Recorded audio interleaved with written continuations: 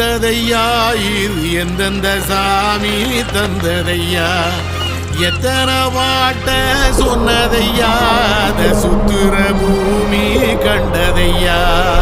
அடிச்சு வீசும் காத்திலையும் அந்த தகப்பனாச சுத்துதையா